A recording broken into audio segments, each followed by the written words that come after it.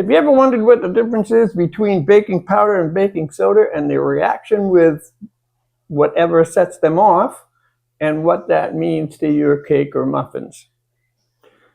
I'm going to show you. Here's the bottles and the gloves that I showed you earlier. Now the difference is, this one has baking soda in one finger of the glove. It has vinegar in the bottom. This one has warm water in the bottom, and it has baking powder in one finger of the glove. And they're separate so that I can add the powder when I want to. So let's get this out of the way, and then I'm going to show you how they react. This first one is the baking soda and vinegar. And the vinegar is an acid, the baking powder is a base, so we can expect a reaction. And let me line this finger up with the mouth of the bottle. Well, this is the trickier part. You can do this with a balloon if you had one, but I don't. Okay, now we're just going to dump the powder in the vinegar and watch what happens. And it's almost instant.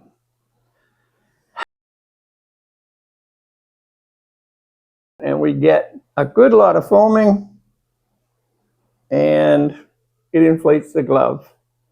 This one, like I said, I have warm water, and I have twice as much baking powder as I did baking soda in the other one, because I expect a different reaction.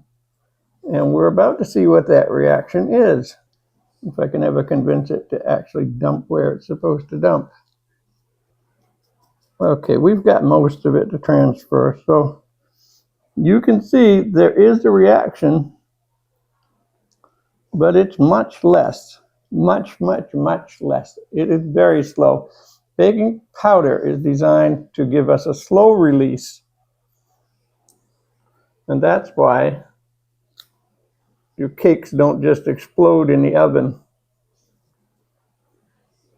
Because with this reaction, that would be certainly what would happen. So there's a very slow reaction here and very slight reaction actually. So you can see that for a quick response, this is actually kind of feels inflated.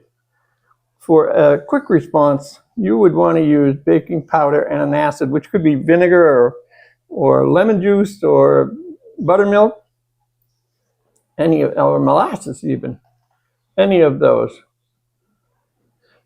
But baking powder gives us a much slower reaction, which, by the way, when it's in the oven and the heat gets to it, baking powder is double acting. So it releases more gas in the oven because it gets hot, and that is designed to set off the second reaction. Well, I hope you enjoyed this little video.